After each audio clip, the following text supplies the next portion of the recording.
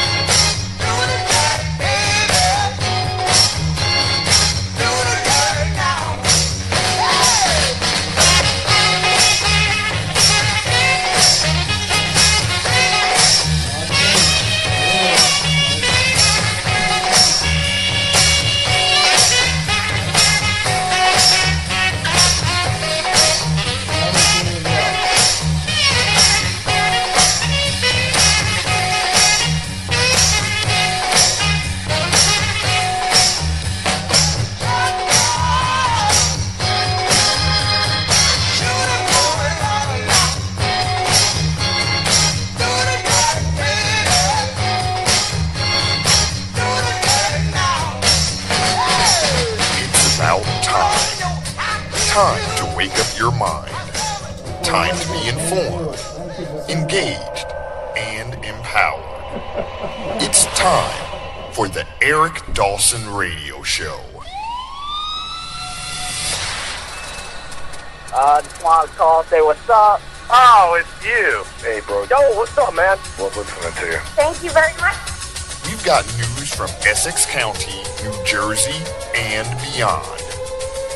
In obscene terms, he said, accountability starts here.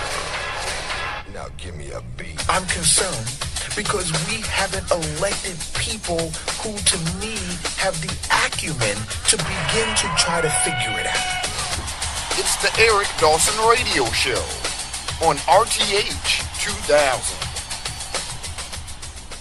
Hey, this is Eric Dawson. This is the Eric Dawson Radio Show, 95.1 FM, RTH 2000. I'm here with my co-host, Butchie Nieves. It's Friday, Butchie. What's up, man? It's good. ¿Cómo está mi hermano? Hey, now I got your mic up. ¿Cómo está mi hermano? There you go. There you go. See, I like to be able to hear you, Butch. And we're here today. We have two wonderful guests. We have Hector Corchado, who is a former councilman in North Ward of Newark, also served as the deputy director of the police under then Mayor Louis Quintana, and is now seeking an at-large seat in the city of Newark. I want to welcome you to the show. Thank you, Eric. Thank you for I'm going to try to pull his mic closer to him. There we go. And up. There we go.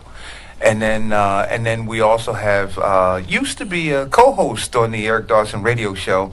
Had to step down because he announced his candidacy to run for a Southwood seat in the city of Newark.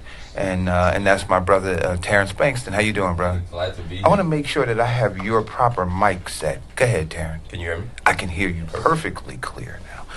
So I'm excited. And Butchie and I talk about this, that, you know, we here, man, are working really, really hard to continue to grow a platform that engages the community. One of the things that we all always talk about is that there's not enough community engagement. People are not involved enough. And, you know, so what we all have agreed to do was that we would commit our time in building a platform and, you know, and talking about all of the critical issues that are necessary to talk about to improve the quality of life of all the residents in our great city of Newark. And then from that platform, be able to invite you guys in to have a discussion with all of the people that we bring in on a daily basis to share your vision, your plan to improve those things. So that's what we're here to talk about today. So, when you were North Ward councilman, I want to start with you. Thank you. The OG.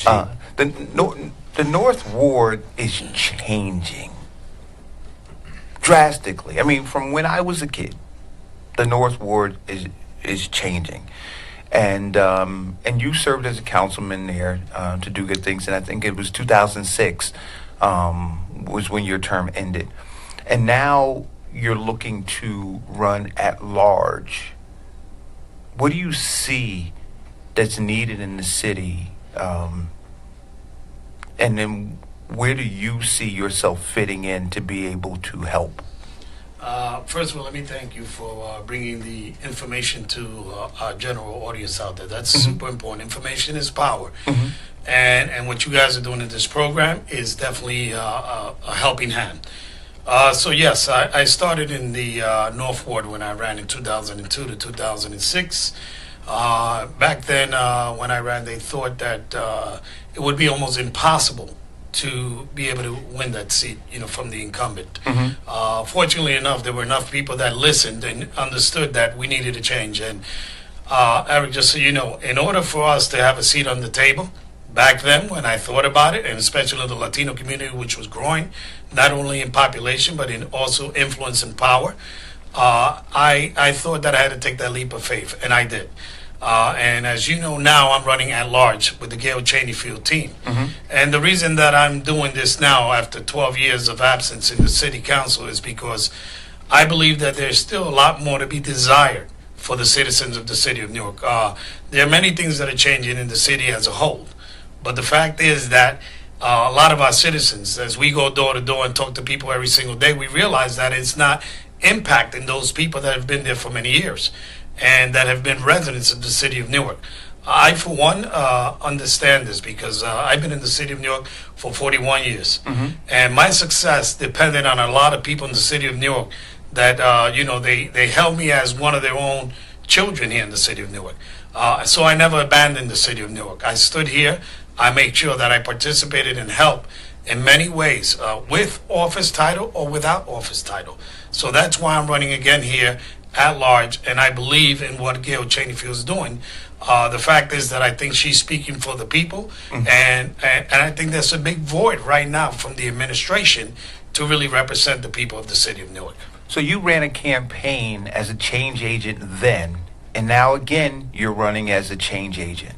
That is correct, Eric. And you took a leap of faith then, and it panned out, and you believe in the residents of the city of Newark and them being able to see that change does need to occur, and you're taking that leap of faith again. Yeah, that is correct. I'm definitely taking the leap of faith. You hear a lot of rhetoric that the city is, safer, and in some respect, there's some changes that occur there. But I can tell you wholeheartedly that I've worked in many areas here in the city of Newark. I like to give one as an example at Georgia Keene Village, where I currently do some work in the security aspect area there. We've changed that around. But there's so many areas of desire. I mean, last week we had, 4 shootings. And people are dying in our city. Young men and young women and people that are innocent are getting shot still in the city of Newark. Well, I want to talk about that for a second because I'm sure you saw the State of City address. And in the State of the City address, I mean, the mayor said that they're scoring touchdown after touchdown after touchdown. They said that the city is safer than it's been in 50 years. If you listen to that, to me, it didn't describe what it is that I drive through when I'm going up 18th Avenue. It didn't describe what I drive through when I'm over in the Georgia King Village area or over on South Orange Avenue. It didn't describe what Hawthorne or Avon or Madison Avenue looks like or 7th Avenue. It didn't describe any of those things. Right. Well, do you see touchdowns? I don't see touchdown, and when they downplay it like that, it's really heartbreaking because the reality is, they downplay it. A lot of times they try to say that it was somebody who's related or involved in the gang, other people that have been involved, and I don't think you should demise somebody's life that way. You understand? I think you working along with citizens in the city of Newark, you can really try to obtain a touchdown. When you say maybe nobody died in the city of Newark, which is almost an impossibility to see, but if you have 70 murders in the city of Newark in 1 year, it's still a lot of murders. And I think you need to work with, different organizations and people that want to change it. Georgia King Village is a prime example of what we done there. We had a corporation that came in here, the same one that did the Haynes building, L&M, CNC Management, and we've been able to change that. So, when you talk about bringing down crime, I want to say that we in that corporation who was responsible for bringing in more lighting, bringing in more cameras, and spending millions of dollars in security every year, and putting people that know about security in that aspect. It went from a really bad area to one of the safest areas in the city of Newark. You have 422 families that can attest to that, of the change that happened there.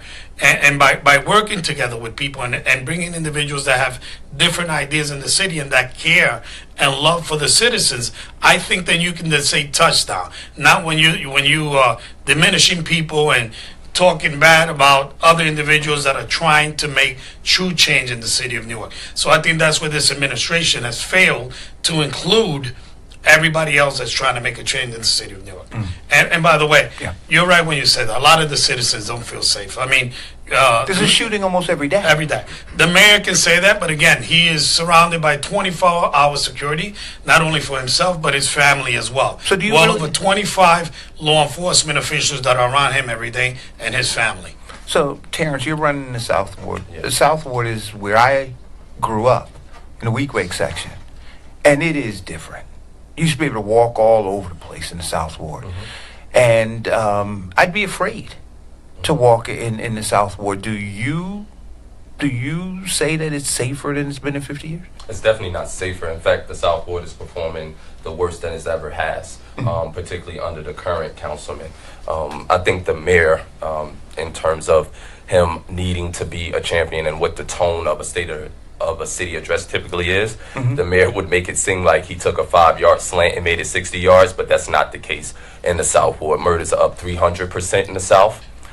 Most murders are being committed by those black males under the age of 25, and yet we still are doing is evidence of still the same type of, I guess, contents being committed to the culture, to the community, that has proven not to work before, allowing businesses to be abandoned. If you compare Mount Prospect to Ferry Street, it will never be allowed to look like Bergen Street. It would never be allowed to look like Lyons Avenue. Those type of things in our environment breeds more crime.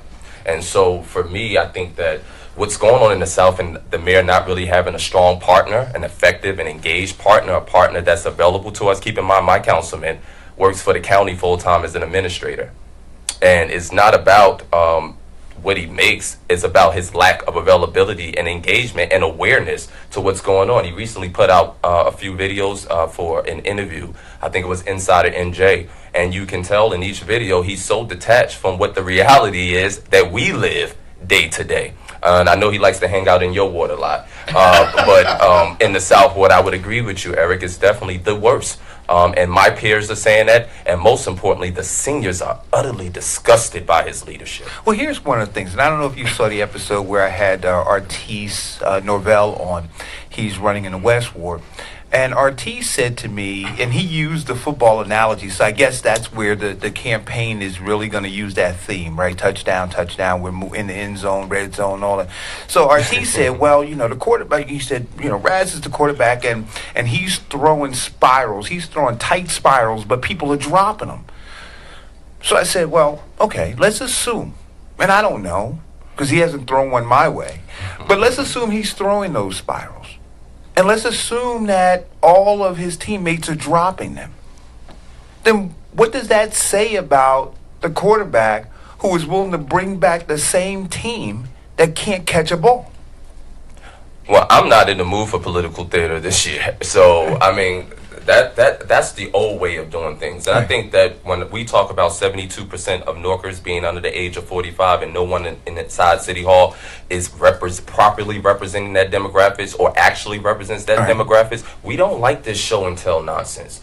Because for our kids, for the South Ward, where there's 10 public schools and there's no community advisement or engagement on that, we are concerned about day-to-day issues. We really give a damn about football. You can tell by the ratings of these last of the Super Bowls. People are not into that. People are into what is going on in our day-to-day life. People want financial responsibility and they want their quality of life enhanced. The football stuff is just political theater. It's cute nonsense.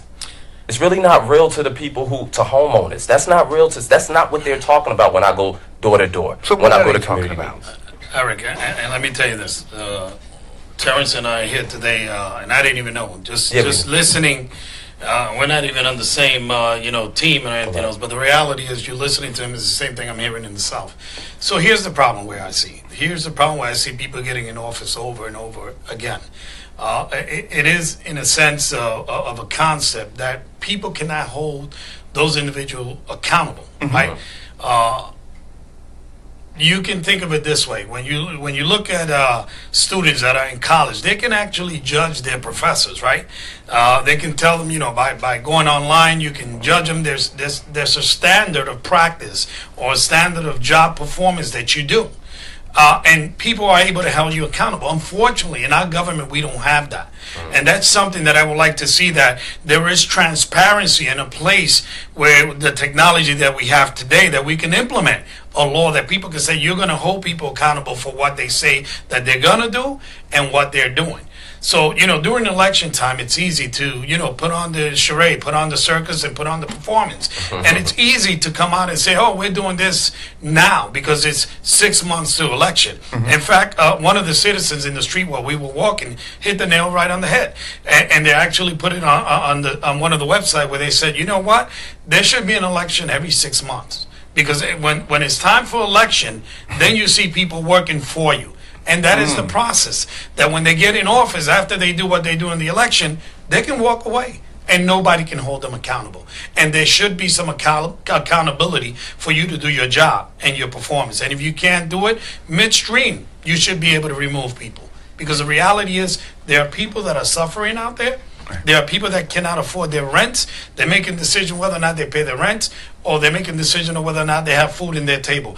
There are 2 and 3 generations of family moving in with each other just to be able to afford the rent. And when they talk about affordability of rent, $1,000 for someone that makes $18,000 to $25,000 a month is not affordability. So it's sad that you would sit there and say touchdown, and all of you, because you're in a team, are not going to hold the mayor or yourselves responsible to do a job that you need to do. Hector, I want to ask you a question. Please hold call. Team.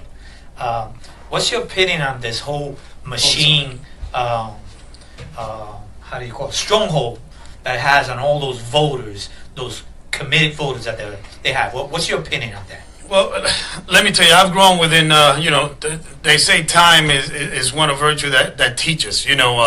When I first ran and when I first got in politics, and your father and I, Eric, were involved back then, I learned a lot from him. God bless him, and so where he's at now. I want to say that the reality is the system. There is a system in place. And that system has such a grip on overall politics. You can try to blame it on a specific individual. You can try to point and say, well, this is the person that's doing this, or this person controls this. But it's the whole democratic process in itself. The reality is, if you are not part of that system, you're not welcome. Your ideas are not welcome. And you talked about my prospect. I'm glad you said that. When I was there, I made sure that we got a lot in the North Ward. I made sure that when something affected the area of the downtown, like the arena, we got $10 million, by the way, that I was able to broker to that. And by the way, that was something that was done under the previous mayor, Sharp James, when he was there. And even the park that's being built, constructed now, I know they like to throw those spirals. But all of this is part of the problem in the system, that people take credit for work that they really didn't do, and then not taking that credit to enhance the inner neighborhoods. We did that. We took $2 million for each ward and we spread it around. So you see my Prospect Improvement District, that's how it got started. They used it in the East Ward as well to start it there as well. But that whole system of democracy is basically controlled in retrospect to those individuals that have to do even further than the city of New York. It can go to county and state levels. And as long as you are basically dealing with the issues that they want you to deal with, then you're included. And if you're not, then you are persona non grata, and they don't want you to be part of the system. And that's why I think they fail, because they have a lot of talent in this city that they can tap into that can help them resolve a lot of the issues that are going on. Terrance, I asked you the same question. Yes, sir. What's your opinion on this machine stronghold in our voting blocks? Caller, please hold. My opinion, my experience, I think, and the way I deal with it has changed and matured over time. But I'm one of the few, particularly of the millennials, few people outside of the current mayor who has really spent 15 years building my own political brand. So everything, and paying attention to folks like Hector and Donald Tucker, those are that's who I took tutelage from. Those are the kind of elected officials I looked up to. Folks who did not ride the coattail of the mayor. Folks who were able to work with the mayor but still stand up for the mayor. Folks who were a true liaison and a champion for the community and didn't just talk about what they did or presented what the mayor has done as something that they did, but they had their own causes that they fought and their own resources that they marshaled. And so when you think about the South Ward and machine politics, well, Sharp James was on both sides of that. At one point when he wanted Gibson, that was against the machine. When Donald Payne was the machine and they were supporting Harold Edwards, that was the consensus for South Ward councilperson, and Donald Payne decided, no, we're not going to go that route. Congressman Payne decided, God bless his soul, rest his soul, that he would run for the seat at the last minute. That was inside politics fighting with each other. So this is not new, but it's about the evolution of leadership. What are leaders today willing to do? What we can't do is go backwards. And so when I look at the South Ward, John doesn't represent anything representative of any of the council people that was ever elected in that ward. And folks will pretend different, but the residents aren't, because they're tired of legacy. They want leadership. And so for me, when it comes to the machine, I constantly put out, I don't allow that narrative. And I worked with the Democratic Party, and I've had to work, got 30% against them. We got to keep chipping away.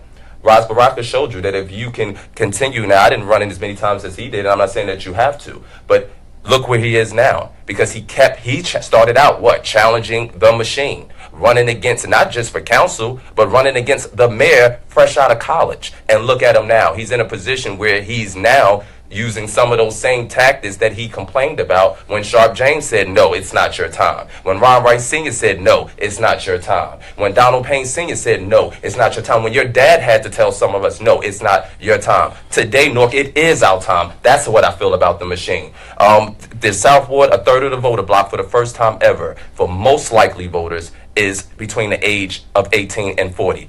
That's not what the machine talks about. The machine talks about rhetoric. They're not telling you that crime is up 300%. They're not telling you that John hasn't done anything to cultivate the electorate in the South Ward. That there's been no attempt to reach those folks who voted for Obama since he's been in office, since he's been representing the South Ward for 6 years. So for the machine, I say build your own. And for those that are political consultants, when we are needed, we get called for services. And some of us are paid very well. It's not volunteer. It's a business. So for me, I'm able to separate it, and I think that that's what I've been blessed with over time. Let's take this call for one. Okay. Hello, caller.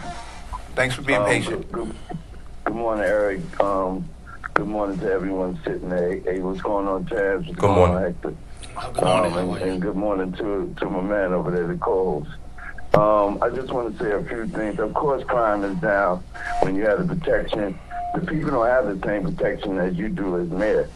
So, and no offense to nobody, none of us get a check from the Jets or Giants. So when you talk about dropping the ball and fumbles and stuff, let me tell you something. There's roofs over people's heads, there's medicine, and there's grocery lists over all that type of stuff. And we all watch sports. And let me tell you something. This is the time of the game. If you ever watch basketball, that star heat to come out, when he's tired. So he needs to be replaced, and that's the bottom line to it. All right. Thanks for the call. Eric, I just, and first of all, to call it thank you, and it is insulting when they think that this is a game when people's lives are in jeopardy. But I want to say this because, Terrance just touched on something that's very important. We build our own, and I want to say that our generation, like 20 years ago, we built our own kind of system, right? Because we weren't accepted by anybody. Raz Baraka was a part of what we were doing. And I want to single that out because I don't know what happens. I serve, and I know that I didn't change. My main purpose was to serve the people and keep true to my realities of what they needed. And obviously, that's why I'm no longer in office there, because those people that have and control certain situations, it's not beneficial to them. But, it's interesting because there's something in the water, there's something in that seed that once somebody goes there, they change. Raz was a perfect example. I remember being a law enforcement official, working in the intelligence unit, working at the city council, having to escort him out when he wanted to speak for the right of the people to be able to speak just on camera, because they wanted to change that law. I remember him taping his mouth and in a silent protest because they weren't letting the people speak. And I remember having to tell him, Raz, please don't make my job a little bit harder. Please walk out, because now we're going to have to arrest you. Right. I was a fan of his. We walked Broad Street, against shootings and crimes and things that were occurring. We walked from one side of the South Ward all the way to the north, walking, inclusive of Booker at that time as well. I followed him as he ran for mayor, and I thought he was a freedom fighter. He was talking for the people, and I was behind him. Even though Shavar asked me to be on his team, I said no. Even though Ramos asked me to be on his team, I said no. I'm going to follow a person that I believe is going to come here and truthfully work for the people. I don't know what happened. So in a sense, even though I supported him, with people, votes, even raising money for him, at the end of the day, I, as a taxpayer and citizen, I did not get my money's worth. So I have a right to speak up and say, you know what, I'm not going to stand for it. And the mere fact is nobody put fear in my heart. I know there are a lot of people that are feeling like me that can't come out openly and speak. What is that about? And, well, it has to do, and the young lady that was here the other day, Katila, was one of my running mates, said it, the rice and beans, she wasn't lying about that. People's livelihood depend on it, especially if you work anywhere within, the confine of the walls of the city of New York or the county of Essex. You can lose your job. I mean, prime example. You talked about it. How many generations live within one domicile, and then that one paycheck affects that entire house. Correct. And you think about that. Here's a man who despises that, who's running, and that's where I'm going to go to him. He's the quarterback. Why would you despise that when you were running? And by the way, I also fought, and I forgot to include this, when the late Tucker passed away, I actually fought for him to get that seat, because I believe that it was the next highest vote getter. The people that spoke, who was the next, not an appointed individual or family member should have taken that seat. Not for me and not for anybody else. So I remember supporting him for that as well, and walking him in the North District when it wasn't even fashionable that they threatened me and my family and my friends. So now I see you using the same strong-arm tactics against people that are speaking up against what's wrong. And I don't understand that in this system. So, I'm proud to say that I have the ability to always walk with my belief and my integrity in place and my character to stand up for individuals. I don't believe that the employees of City Hall, you shouldn't be threatening them. And I've been there, by the way. I've been there when they had a school board and they threatened, high-ranking officials in the room. His brother threatened individuals that if they don't do this, they're going to lose their job. I was there. And I would put my hand to a Bible and definitely repeat that over and over, because I can tell you who the people were. But when you threaten the employees and you tell them, don't forget who puts, food on your table. You got to go do this or else. That is a sad state of affair and a sad state of mind. I don't consider that person a leader. And the reality is that some of these individuals were there before he even got in the job. So they don't depend on him, but they can transfer you. It happens all the way in the people with power, in the police department. That'll happen. It's a reality. Right. So that is the sad state of affairs that we're going through now. So, you're going to have an opportunity to come out here and vote. for individuals that are independent, individuals that are going to really speak out. And I think that the citizens of Newark should be angry and they should be upset and make a move to make a whole change so that they can say touchdown to them. Hello, caller. Thanks for being patient. Good morning, gentlemen. How are you? Eric, it's Dave. How you doing? Hey, Dave. Good. I'd like to question the two gentlemen on something.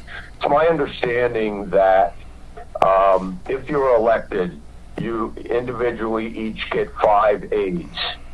We all know the crime in Newark, the shootings in Newark, everything is up.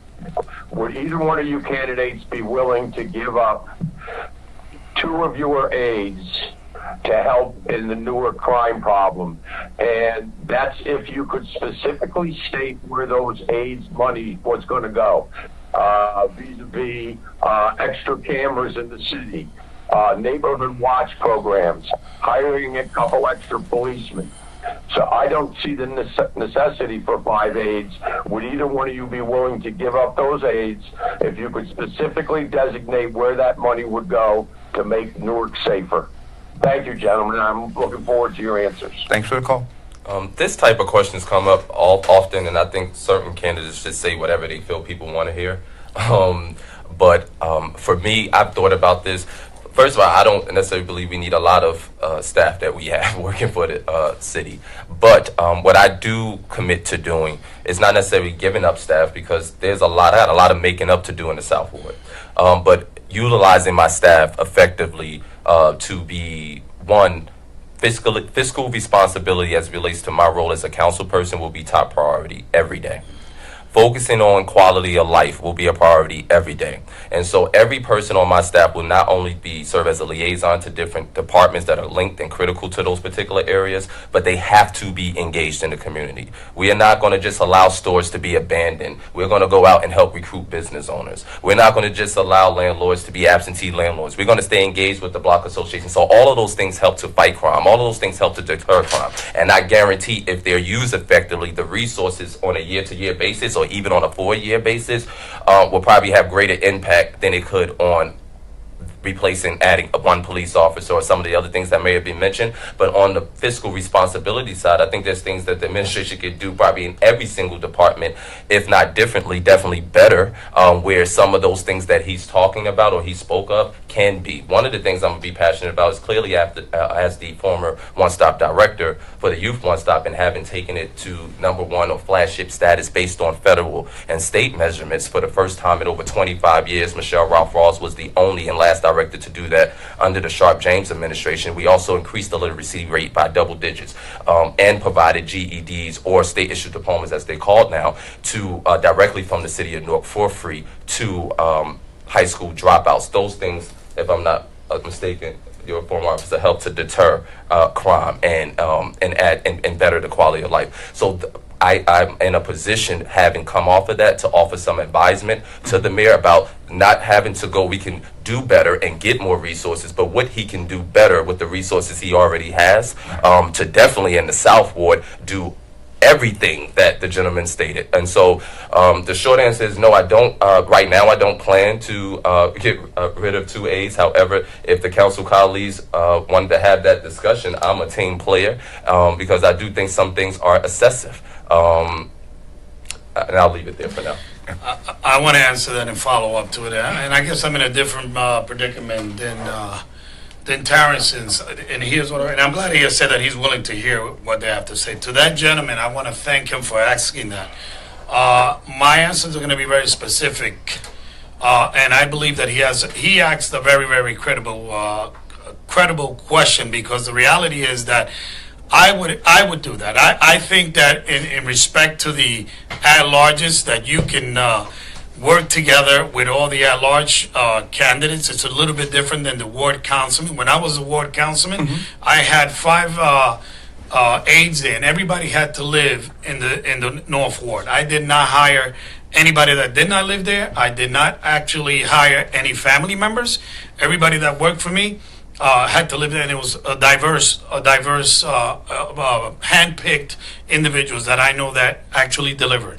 But I'm in a different place, and I believe that you could consolidate some of the aides and take that and specifically mandate, because the legislators actually are the ones that can direct where that money goes to by vote, and that should go to more policing. As I said, when you have 25 officers in your security detail, I think you can deploy that into the street.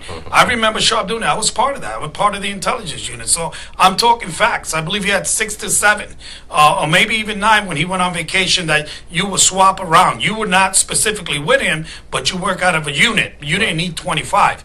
And I would dare go as far as saying this, because I'm in a different predicament. I also believe that, and I got to say that I spoke to my wife. I'm willing to do what I'm doing because I believe in certain aspects. I'm in a different place. I'm retired. I collect the pension from the state, and I believe that even that, when you have, multiple incomes coming in, I think is wrong. So I am willing, even for myself, to pass a law to say I would do it for $1 for the 4 years that I'm there, and take that money and reallocate that money back into the police department, because at the end of the day, the residents should be the people that actually do that, and I don't think that actually deserve to be taken care of.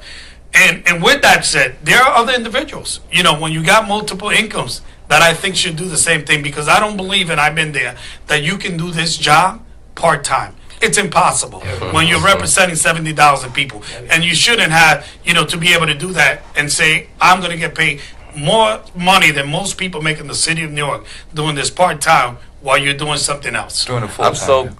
You brought us a few good points. My slogan or tagline is leadership versus legacy. And a lot of the things you talked about or just mentioned, when you talked about pensions, when you talked about holding 2 governmental jobs or double dipping, however way folks may want to articulate it. When you think about the legacy of the South Ward and this political name, John James, his dad has 3 pensions, 3 public pensions that I want to say was all earned simultaneously. John has 2 pensions and working on a 3rd one. Is legacy pensions, or is legacy about leadership? And so in the South Ward, we definitely need a full-time council person. We can't no longer find it acceptable to have our council person work full-time at another government job, where it's not even expected for him to marshal in resources or be vocal when bodies are found in the park in his ward across the street from his apartment condo building. And so, those, I'm glad that to see someone who was on the council and someone who has that background sort of mention those things. I think the biggest challenge is that when you have council folks who work for the county, also, right, and then you kind of wonder then why they're not addressing your needs. They're answering to their boss at the county level. The machine, right. So they're answering to that. So, Eric, it has to do with responsibility and integrity. I brought this up to Gail, who's running for mayor, and I asked her, if I was to pass a law like that, will you support it and sign it if I pass it? And she said, absolutely. We got to get rid of the patronage. We got to get rid of, we all know what's going on in this city.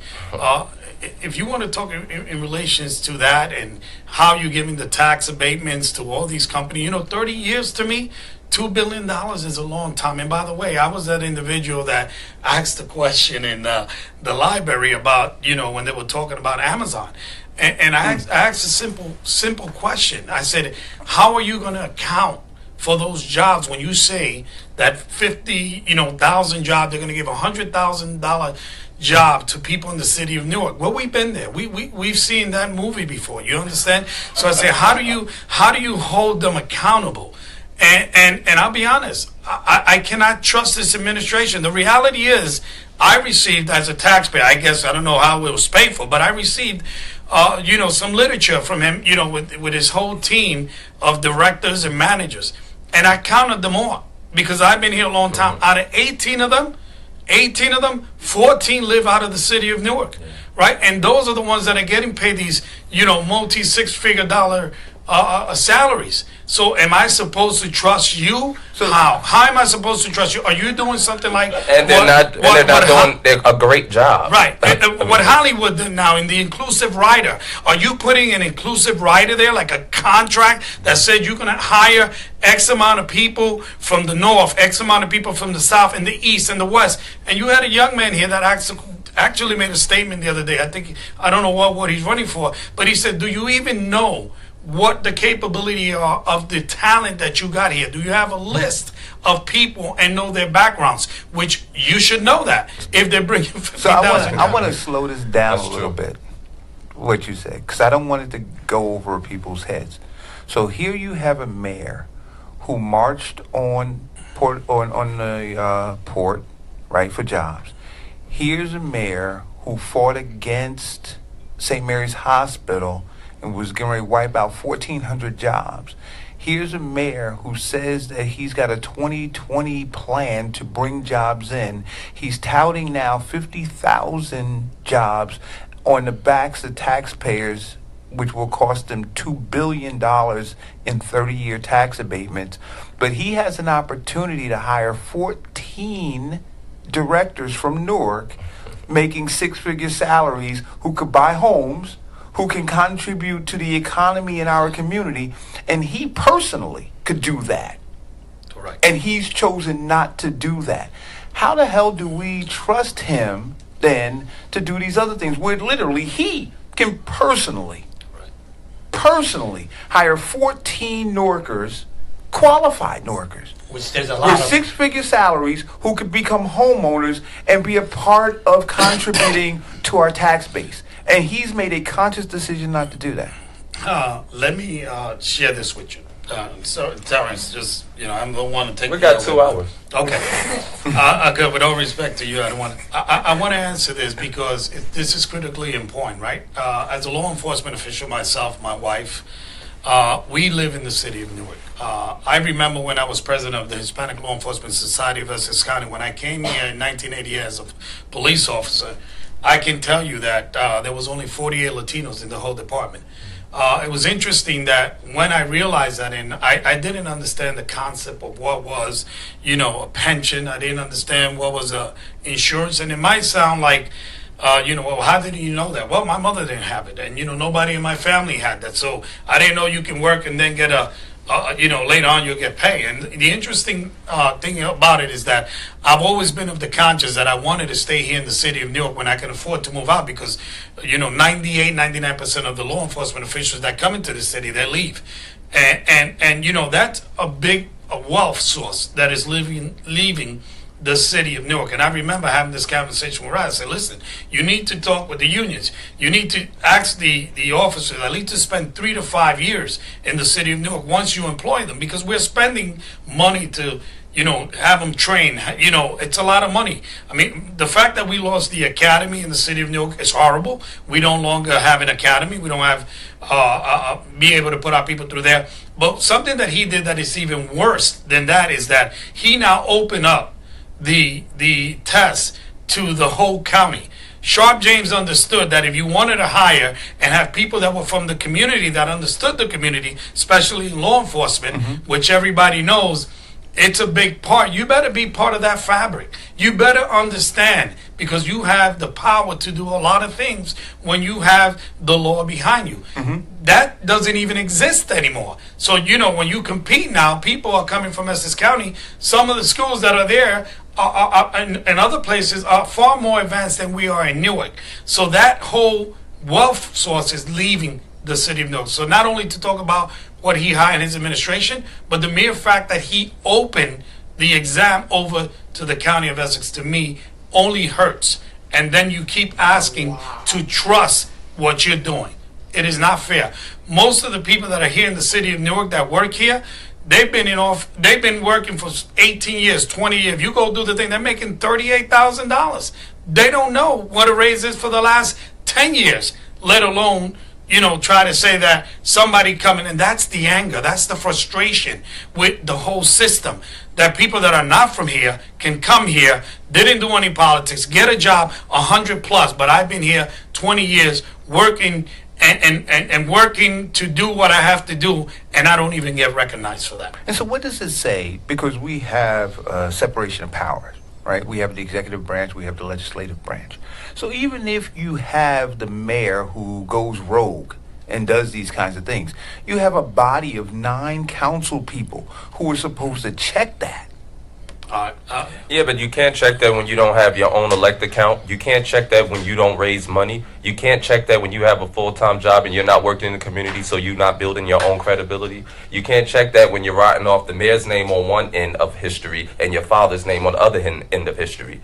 You can't have that independence. And so that's why we need to go back to the time, particularly in the South Ward, where we had these Sharp Jameses serving as council person. We don't always agree on politics, but quality of leadership and a standard that was not this low. Definitely, we are experiencing nothing but the Trump effect. So you can't expect them to be nothing but beholden to the guy that's there. And that goes for Mildred Crump as well, who's the councilwoman at large, who's going around as a person who says she came from Detroit and took up an opportunity here in Newark. Because Weequahic High School was one of the best high schools in the nation, and you now live around the corner down the street, you and John, and it's the worst. And both of you have been silent about the 10 schools. As our first African-American councilwoman elected at large, with who his father is, collectively together, what we're getting out the South Ward, both on silence and lack of actual work, it's deplorable. Right. Eric, I'm going to go one step further. There is power in the council. Remember, they're voted independently. I know they forget at times, and I want to say that they forget. We had the same issue, and I can speak for truth to power here. And the fact was that we had the same issue when Sharp was there. You know, the Faulkner, is divided into two form of government. You know, a strong mayor and a strong council. The reality is, at the end of the day, when Sharp did certain things to us that we were not in agreement with, we stopped everything. We actually, for 3 meetings, we tabled every single business that there was in the city of Newark. So he understood that in order for him to be able to work with us, he had to also comply with us. But when you have a council that's saying, oh, we did everything perfect, and no one wants to call out certain things that are wrong, it's just, who are they representing at this point?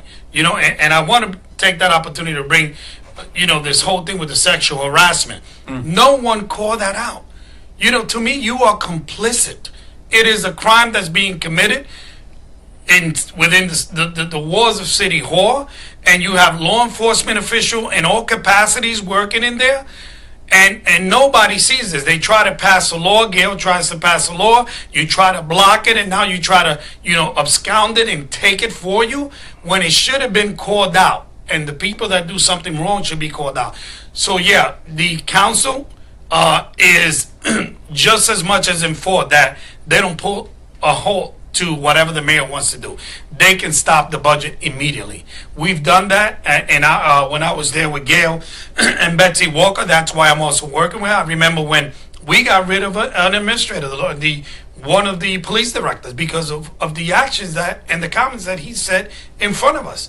They actually wiped it right out, and I remember voting for that, because the reality is that we have the power in the council to stop everything that the mayor is trying to do if it is not correct. So what I want to do is, and I think that the first, and this is what I love about the 2 hours, right? The first hour is just like get it all out, right? Because we're all pent up with frustration and trying to figure out how to untangle this like ball of yarn, man, and get it going in the right direction. When we get into the second hour, I want to talk about not the platforms, but plans.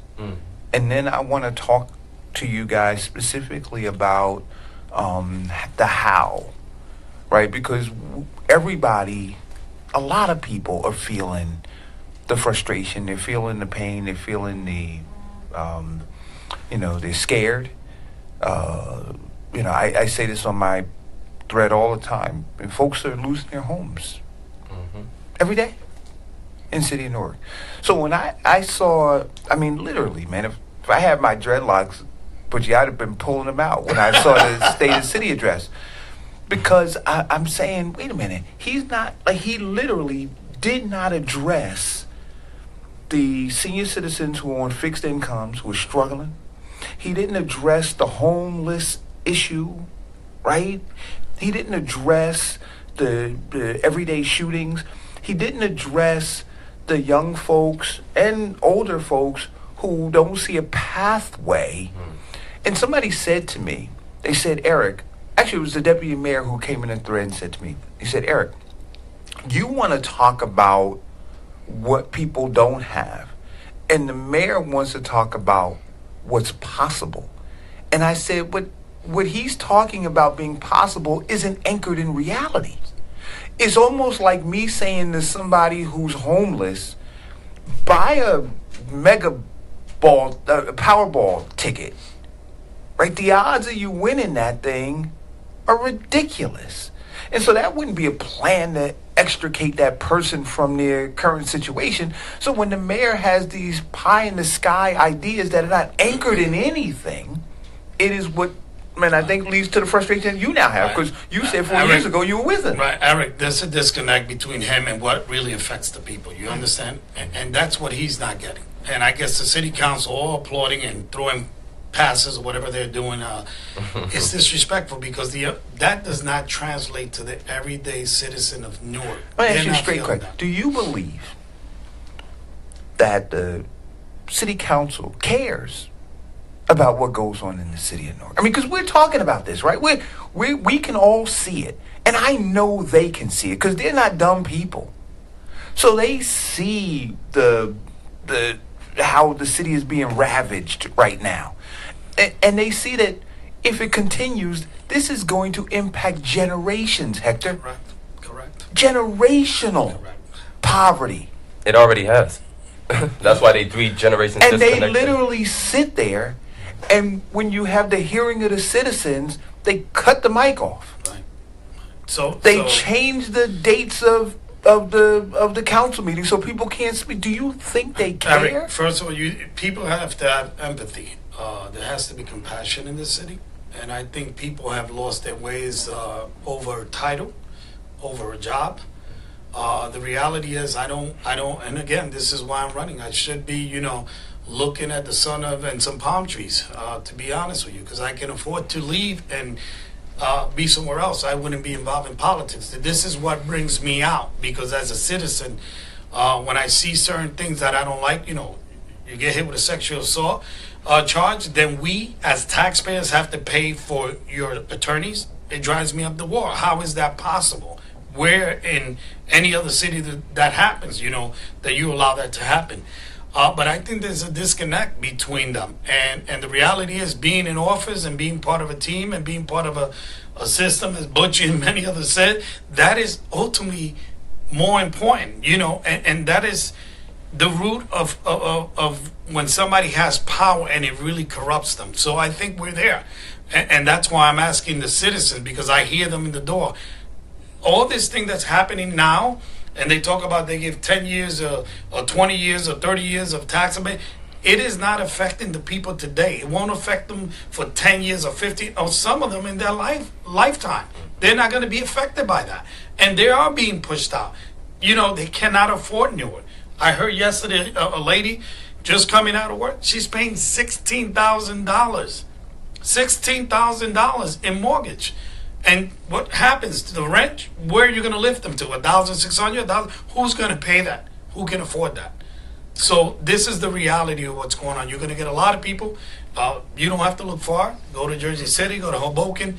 This is a reality that's happening here in Newark. And if I would have believed that this man would be the last person that would, based on his history, that he would have been the last person that I expected to allow this to happen to this city. When you think about the South Ward and the West Ward, and I think that for the past year or so they've battled for first place, being the #1 in foreclosures. And when you think about in the South Ward, a lot of our seniors, first of all, I'm going through my second modification in 4 years. The first one took 3 years to get through. And I'm talking about thousands and thousands of pages, literally facts, 200 and 300 pages at a time. Imagine the elderly and the seniors who live in single-family households who don't have folks who are involved. And me doing it myself, I was able to save on a lot of lawyer fees. But imagine if you're not able to do the research yourself or able to get around and process, how do you get through this process? In the state of New Jersey, you have to be in foreclosure status in order to qualify for a loan modification. That alone is a trick bag. And then you have to meet every deadline, every single thing. And if you mess up, they can take your house out of nowhere. Even with FHA loans, which are HUD protected loans, meaning they don't have a right to just sell your house, even if you fall behind, that you have an option to go into a month-to-month lease with HUD. The bank's attorneys are supposed to negotiate those things. We don't have counsel aides in the South Ward. No offense to them, because I know you just got to do what your boss says. But they don't have leadership. And so they're not even being pushed to address one of the top issues that's in the ward, which is home foreclosure. So speaking of not platform, but leadership, that's one of the things that I'm definitely going to hit the ground running on and not waiting till July 2nd. But hopefully as councilman-elect of the South Ward, we're going to already start organizing trainings, and I'm going to take some of my self-experience and offer that to residents because I know it's a dire need. And then aside from just addressing that, I think it's some things that I want to do in terms of organizing the ward, and I don't think that that's happened. I think that perhaps your dad was probably one of the few people who did that, but from an elected position to really, not the illusion of inclusion, but to have a routine council that's accountable of elected officials who represent the South Ward. The South Ward right now has the most elected officials representing North Period living in the South, but outside of that, there's folks at every branch of government who we all got relationships with. We cannot allow these elections every year to stop progress, to stop accountability. We need to rest at the table. We need Cory Book at the table. We need to know what the South Ward can get straight from the mouths of Joe D, straight from the mouths of the Teresa Ruiz, straight from the mouths of the Cleopatra Tuckers. And the councilman of the South Ward should lead that effort. The mayor can't do it all by himself. He's shown that. And I'm over debating whether or not we can do better or not, because we know we can, because we have before. And in this era, what worked before and you're trying to translate over to now is not good enough. And you have 3 generations of people saying, and you also have folks, Hector, thank you for saying that, because you've been through this, you've been there. And they will try to make the leaders of today, the future leaders, make voters think they're crazy and they don't know what they're talking about. And at some point, you got to say, last point on that, at some point, you got to say 28 years is enough. Right. At some point, you got to say to John, we gave you 2 opportunities, one at large and one for the ward. You failed at both. You've been absent at both. And we got to say, you know what? One job is enough for you. Real quick before we go break. The home modification really quickly, and it's funny you say that, because the reality is that it's been done in 2 mayors. When they come into office, they blame the last administration and they kind of like double down on the taxes, right. And you don't realize that they do that in the beginning of their term, right, so that they don't have to do it throughout the 4 years. But they learned that from Sharp James. If they hit you for 8%, 10%, you already know that the home modification, it's really not going to help you, right, and you won't be able to get it again. Another 3 to 4 years, you'll get one shot at that. So absolutely. I just wanted to add that. Absolutely. We'll be right back after this break, and then we'll get into your plans and then the house. Thank you guys for staying with us. Thank you guys. Please share the episode. Thank you. Are you ready for this? Don't just listen. Get involved. Thank you all for listening. The Eric Thank you all Dawson for following Radio me. Show on Appreciate RTH 2000. I'm broken down and tired of living life on the merry-go-round. You can't find a fighter. I'll be back. I see it in you, so we gon' walk it out. I appreciate all of you. Mountain. We gon' walk it out and move. Having a great day. Looking forward to Terrance in this weekend. Don't forget that North in the house was Mountain. and I'm hosting. I've invited And I rise like the day. I rise unafraid. I rise up, and I do it 1,008 times again. And I rise up, I like the waves. I rise up, in spite of the ache. I rise up, and I do it 1,000 times again.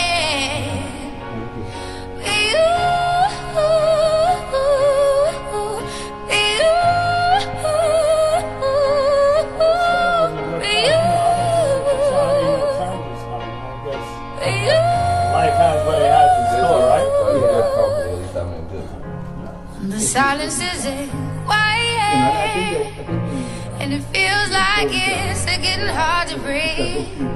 And I know you feel like dying, but I promise we'll take the world to its feet. Bound death, bring it to its feet.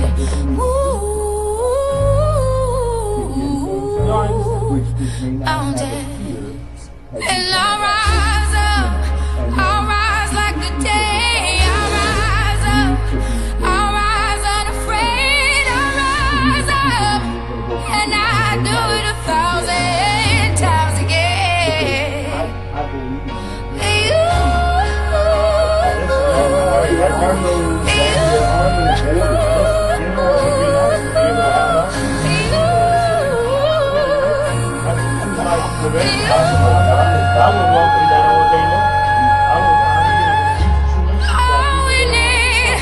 All we need is hope, and for that we have each other, and for that we have each other, and we will rise, we will rise, we'll rise, we'll rise.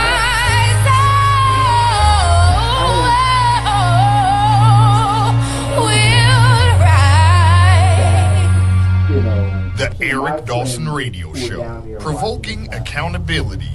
One show at a time. Hey, this is Eric Dawson, and this is the Eric Dawson Radio Show, 95.1 FM, RTH 2000. I am back with my co-host Butchie Nieves, and with our guest Hector Corchado, who is running on the Cheney Field Jenkins ticket as an at-large candidate. Again, Hector, his background is he was a North Ward councilman, and he also served under Mayor Louis Quintana as the deputy police director. Police director, right? And you were also a sergeant in the police department. Right. I was a sergeant also. I was the director of the taxi and limousine in the city of New York. I served in several capacities while working there. Right. And then we have Terrance Bankston, who is a candidate for the South Ward of the city of Newark, and is not running on a ticket, running independently. That's what you guys categorize it as. I'm just running, and it confuses voters because. No, that's okay. This is what's going to also probably help me win. So I don't complain. You can't have it both ways, right? It's why some people think that because I pulled C1, and Mildred C1, and the mayor C1. What I'm getting at, so you're on the mayor's team, so you're on the mayor's line, and some folks, because East Orange and does Irvington do it too, where their council people run on the Democratic line, so they have partisan elections. Newark has nonpartisan, so candidates can have slates, political slates and teams, but on the ballot, it's one line for mayor candidates, one line for at-large candidates, and a third line for the ward candidates. And so residents really have the freedom to go from top to bottom, A, B, C, and vote for whichever individual candidates they feel will best represent them. And so I have both consulted slates and worked for slates, and I've worked for individual candidates as well. When we say independent, it kind of makes it seem like it puts it in the context of a national race for some voters. And because we don't really have real civic classes, in the South Ward at least, folks need to understand that no, it's not really just about a slate. When somebody that's on a team like Hector, that's his team, that's what he represents, that's what he's promoting. It doesn't mean that Hector hates everybody else or can't work with anybody else. This is a team, a coalition that came together for different reasons, and there's inside baseball reasons why that matters. It can be funding, it can be resources, and it's greater to be on a team, right? Because especially when you're running citywide. In the South Ward, we don't necessarily need that. In the ward races, you don't necessarily need that. And I think that in the South, because I've consistently done the work and put in the work over 15 years, working with parents, working with seniors, working for Mayor Cory Booker, working with Cleo Tucker, working with Grace Spencer and a bunch of others, Kim Gaddy, all of my life growing up there, that those things that typically if you were a new candidate and maybe where a ticket would bring an advantage, in this case is I think we've earned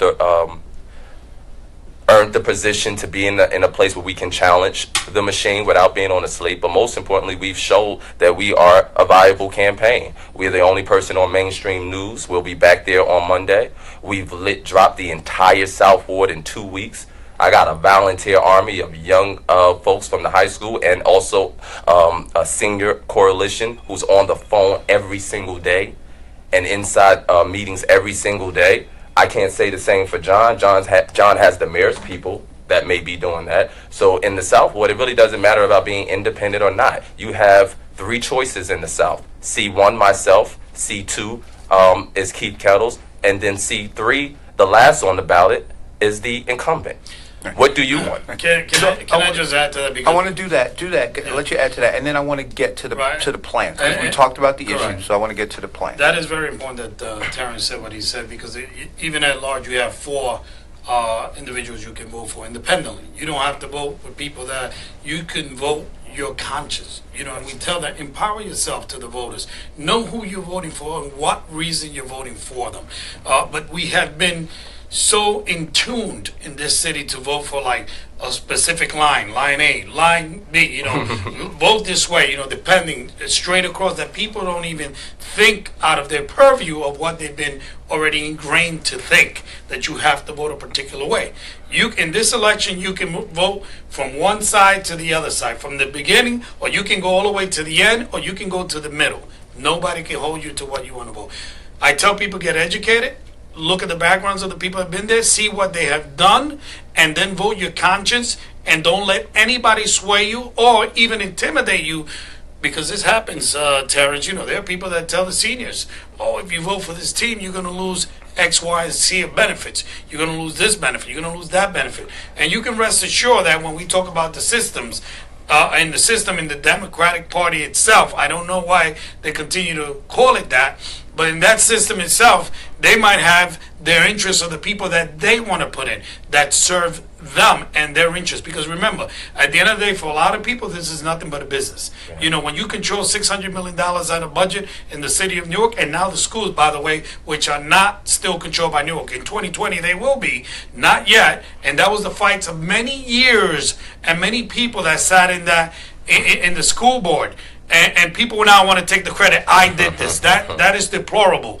That is deplorable. Every time somebody wants to claim somebody else's work without giving them credit. Yeah, you might have created a dialogue, but you have to give credit to the people that did it. But even that in itself, I'm very concerned about that. Hopefully we'll talk about education, because, we don't want to go back to the days of patronage. You see that in housing. You see that it's a big part of issue, how they control your votes and the people that are around that are most vulnerable. So it's important that you talked about that. Listen, one of the things that my dad said growing up in terms of politics in Newark, he said, son, you always have to pay attention to the 3 jewels in the city.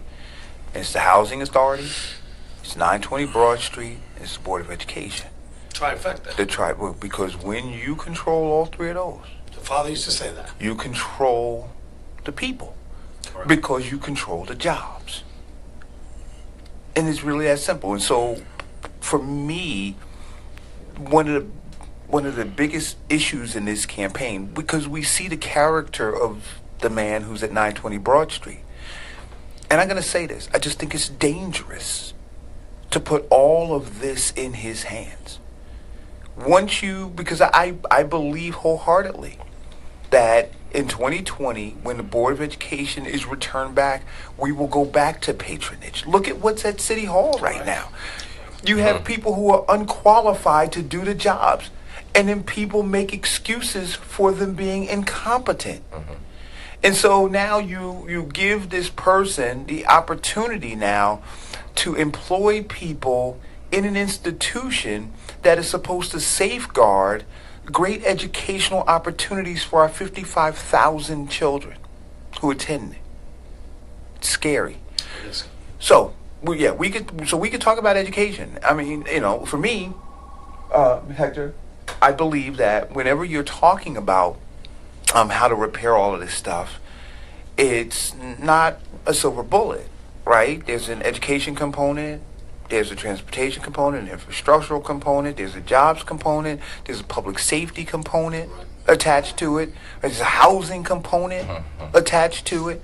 So you laid out some of the things that you saw as an issue or as issues. You can't hear me? I can't hear you. We'll adjust. Check his headsets for me, Butchie. Yeah, just give him yours for now. Yeah. So, are you on? Hold on. All right. Can you hear me now? Can you hear me better? And I can hear you. I can't hear it over there. I cannot hear it over there. You still can't hear? That's interesting. This is not working. Let me get that again.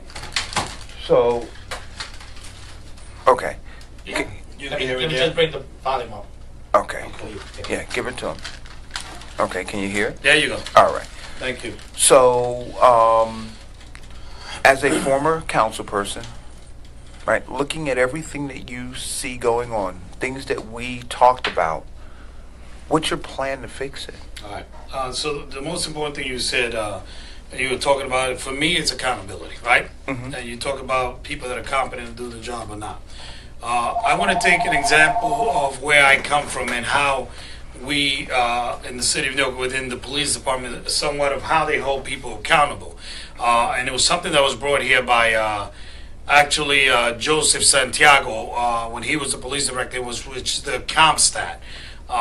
Basically is a measuring tool of indicators of what's going on within the whole city of New York that's actually mapped out where crime occurs, where you have to deploy the individuals, and then on a weekly basis they meet and they come back and tell people exactly what you did to actually fix that problem. By the way, when he was in charge, that's when the crime was the lowest. I know they talk about being now, but if you look at the record that Joe Santiago was at, it actually in homicide and in every other aspect was lower.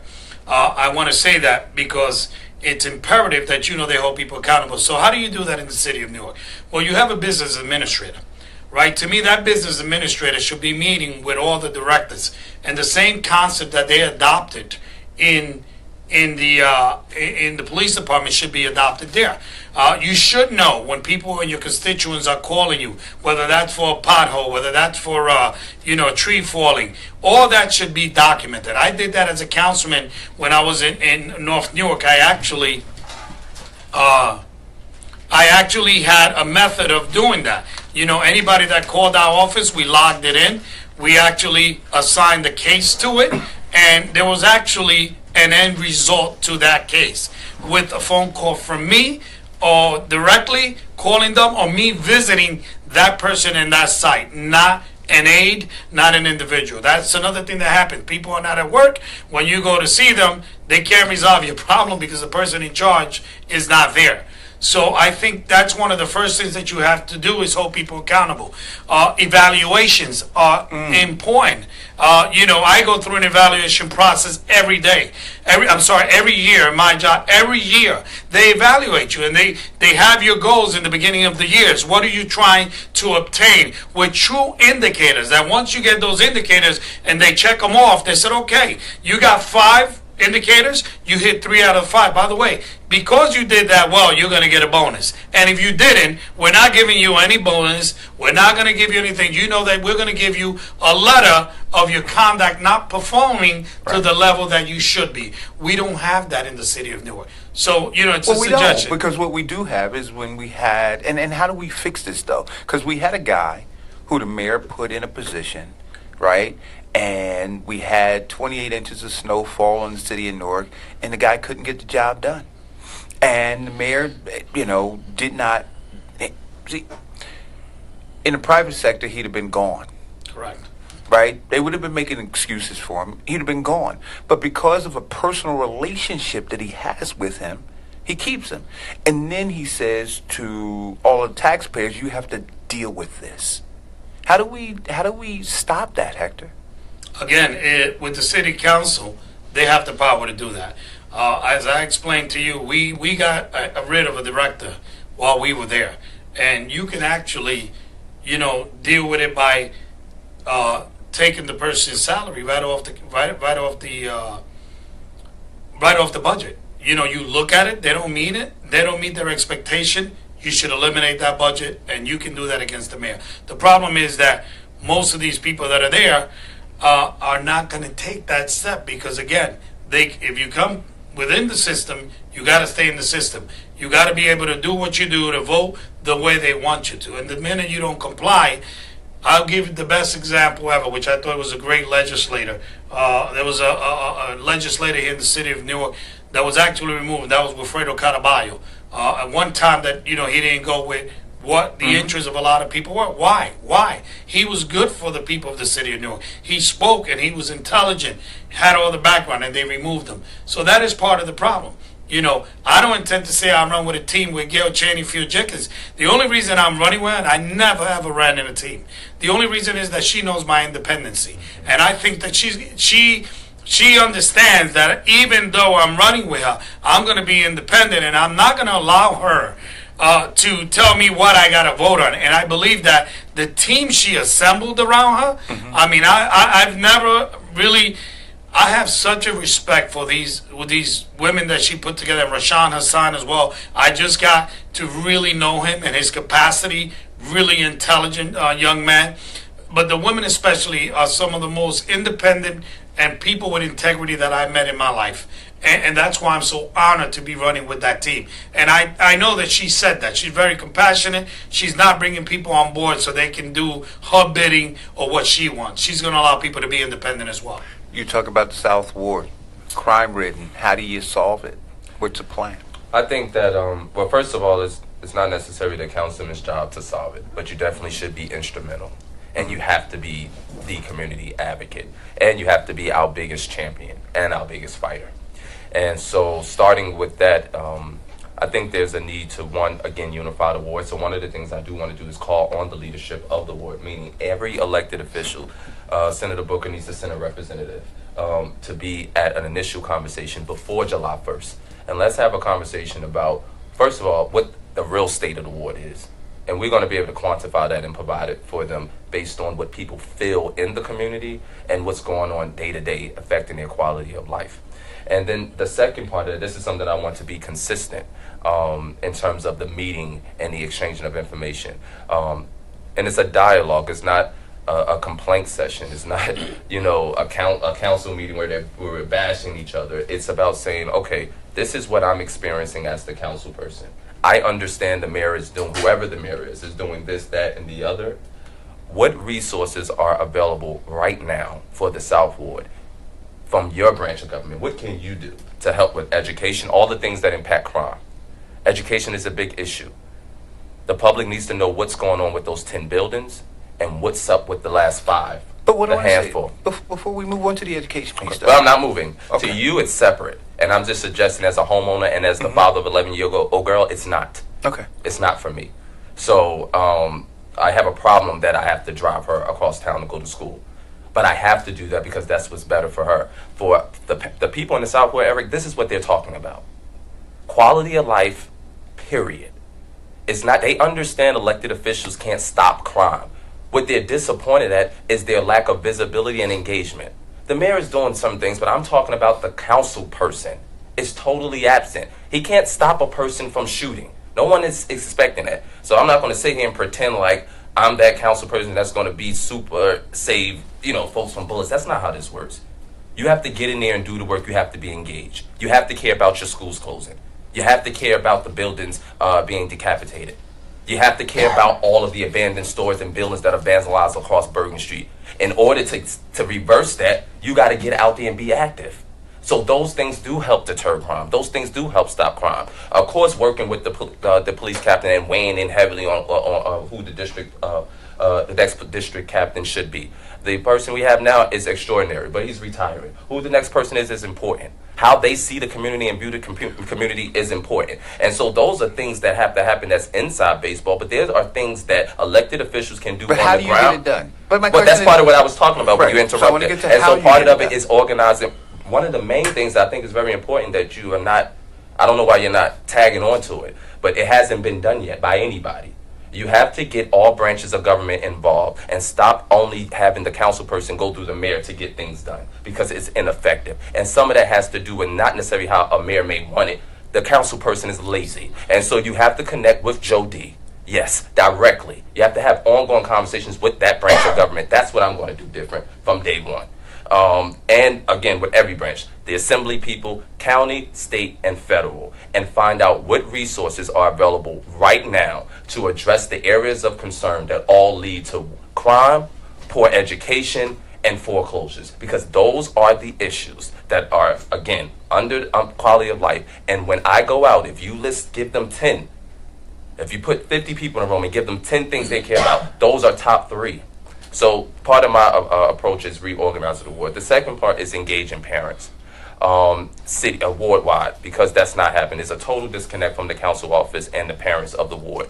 We were the ward with the most schools, but we definitely have the most young people in the city of Newark. And again, when we talk about folks that's under the age of 25, particularly black men are the ones committing the murders, that ties into education and lack of quality or better career and job training opportunities, and all those have to go in hand. When we talk about that the majority of Norkers are making under $40,000, and I want to get to quick because we only got 30 minutes left. So I want to try to get to. So some of that is restructuring the ward again and walking. I'll give you 3 points.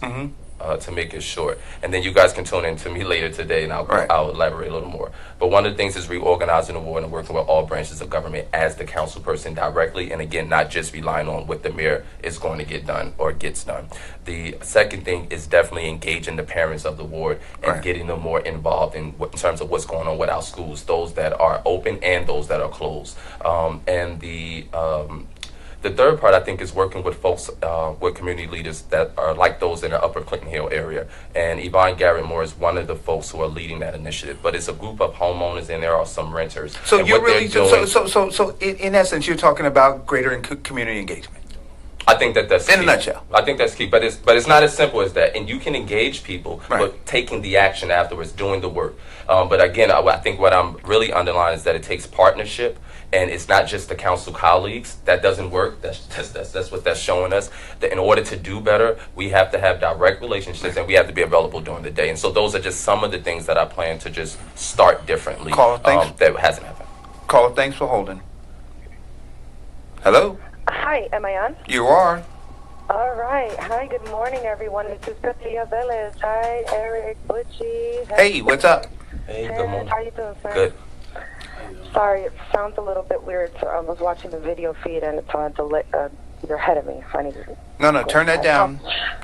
Yeah. So I am really enjoying this entire discourse. Very powerful conversation. Loving that it is very solutions oriented. Yesterday, when I was on the show, there was something that I wanted to share. After the show, Eric suggested that I call in, and I think this is a perfect time to do that because it's right in line with the conversation that we're having right now. In terms of solutions, generally we feel in Newark, or the message that's coming across, because of all of this despair that we're experiencing as a collective people, that the solutions are like chartering the moon, so to speak, when they're really not. So hearing the depth and wealth of knowledge and experience that Hector has, the innovative kind of like all this energy that Terrance has, and knowledge as well.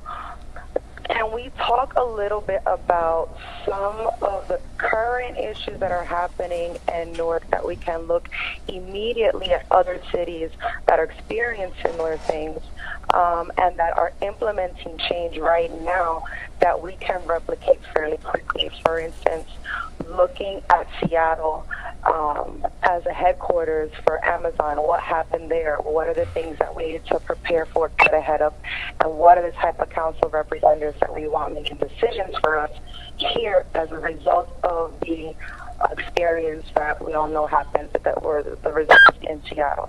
Or term limits, maybe other cities. Hey, Catalia, Catilia, are you on speakerphone? No, I'm not. Okay. Can I hear it too? So basically, that's the bottom line. Just to talk a little bit about that, and thank you so much for some fire conversation. It's just great. I think I have everything. Thank you. Thank you. So, let's see if we can get this other quick call, and then I want to get back into hello call. Thanks. Hi. Yep. Yeah, hi. I have a question. Yep. We're talking about Amazon, and we're looking at what can the current candidates do in order to have for quick solutions. What I'm not hearing from the current slate of candidates is the vision for 2050, because policies that they implement now will have a profound effect on where Newark is strategically in the vision of 2050. And given the fact that the federal government right now is cutting funding for health care, cutting funding for people who are on public assistance, cutting funding for education, anybody who comes into office now, whether you've been elected before or you're a neophyte, you're going to have to think of ways that you're going to have to find creative ways to finance and fill those financing gaps. And you cannot raise the property taxes or tax people. You've got to think of other innovative ways to fill that gap. And I'm not hearing that. And so I'm starting to feel like I'm putting the same people in who are career politicians and really don't have a vision for 2050. And that troubles me. That really, really troubles me. I was a South Ward resident. My parents have lived there since 1967. I now live in downtown. Downtown is very different from the rest of the city. And I just feel like we keep recycling the same ideas, and I don't hear how we're going to fill that financing gap. I don't feel that. I don't hear that. And so I'm curious, Terrance, what are your solutions? Hector, what are your solutions? Well, I'm definitely not a career politician, because I've also worked for the Department of Welfare, so I can definitely identify with the needs and concerns there, both on both sides of the window. I also was an EOF director, having served in 2 director positions under the city of Newark, both the Constituent Affairs Office of the Mayor. That's a lot of different experience. That's unlike many other candidates in terms of transferable skills and just being able to look at and assess government. So some of the points, Amazon is a hot button issue today. Right. It wasn't 20, 30 years. But the question that she's asking, I want to get to the question that she's asking. I understand the question, but I can answer it my way, right? How do we produce revenue? But I want to make sure that we keep track of time and we... Okay. So the way I'm choosing to answer that question is, it's not an answer that you can answer in a soundbite. It might be a hardy question that you can ask because that's the hot button issue. It's not that simple. That's fair enough. For 30 years, the folks that you had in office are nothing like me in terms of outlook or what I stand for, what I've been fighting for over the past 30 years. They have brought us to this point. The frustration that you have and why a Hector is returning is because there's not been an opportunity to really bridge the gap and catch up on these type of issues. I wish that I can sit in living rooms all day and talk about the topics that the sister had mentioned, but unfortunately that's not what folks here get elected off of. And when we go out into the community and we're having conversations, that's not what they're talking about. But there is a time and place for that. But when you force us to respond in 2 minutes to questions like that, that's not fair. No. But you can tune into my lives every Friday at 1 o'clock, and I will address this at length. And I also have several meet and greets scheduled. So I just want to say this to the call, and I thank you for that call. And I want to say that the one thing that you have to do is hold corporate and corporations, because again, you need to have public and private. If you're going to grow any city, you need to hold people responsible, right? So that's what I was talking about earlier. You have to put contracts in place that are going to produce these jobs for people that are living in the city long term. And that in turn, that is being reciprocated not only in the downtown area, but in the areas of the communities. I don't have anything against like an Amazon, but I believe that you can't do it on the backs of the residents that are here in the city of Newark and giving those tax breaks the way they're doing it, whether that's payroll tax or giving them an incentive not to pay taxes for 30 years. But what are you getting in return? What is that corporation doing for the citizens of Newark? And which is what she's saying. You can create a lot of revenue by doing the things and asking them, listen, we need you to build another school here. We need you to contribute by giving, to the police department, buying us some vehicles, and that way you can offset Because the reality is, I'm not going to give you anything for a company that can come here and have more money than most countries, and I'm supposed to give you all this for what? For nothing? And hence we are where we are with our taxes. So long term, you have to look at that, and I agree with what she said. What Hector is saying is something that I said in 2014 when I was running on Shavar's slate, and this came up on the Cablevision debate. We have to do good business from the beginning, and so to put this weight on the it's a responsibility and obligation for those who want to be change agents and new. We need the opportunity to be in there to vote different. Part of this is because this is how people wanted it to be. The people who are in power. And then we're outside with the sticks and the signs fighting it. And that's just one part of the fight. If you don't put folks into office who have different mind frames and different outlooks and different level of experiences, we're never going to get to those appropriate and sophisticated level of negotiations and discussions. Right. It's no different than the the Prudential Center. Hello, caller. In terms of this shark call. inquiry. I'm gonna speed this up a little bit, guys. Hello, caller. Yeah, I'm here. Yep. I just have a follow-up question. How do we break the climate of apathy? Because I think in the last 30 years, the Republican Party and the Democratic Party in Essex County has created a climate of apathy. You can either get in by high numbers or low numbers, and they, and we're playing the low number game now. We push it to the runoff. I'm concerned that, for instance, in the Central Board, that the candidate that Raz is running, she has a full-time job in Montclair as the Director of Personnel for the Montclair Board of Education. And she has no corporate experience, no economic development experience. And I asked the mayor when he came to my building, please don't walk her into office. And I told her, I said, no disrespect to you, young lady. I said, but nothing on your political brochure tells me that we're going to hand you, or we should hand you, the economic engine for the state of New Jersey. So, caller. With that, caller. Yeah. So what I'm going to suggest is, this is Eric. Hi, Eric. Hello. In order to address, I'm not going to rely on candidates or elected officials to deal with the voter apathy issue. Mm-hmm. I'm going to demand that citizens get involved. See, you can go and knock on every door on your block, and everybody can do the same thing. And they can inform, engage, and empower folks around issues that impact your quality of life. But when you guys are not doing that, and when you're not strengthening neighborhood associations and things like that, then there's going to be voter apathy. And you're 100% right. What the elected officials or the candidates are going to do is the system directs them to race to a base. Right? And to play the low numbers. So the community has to say, no, we're going to go and register more people to vote. We're going to get more people involved in the civics.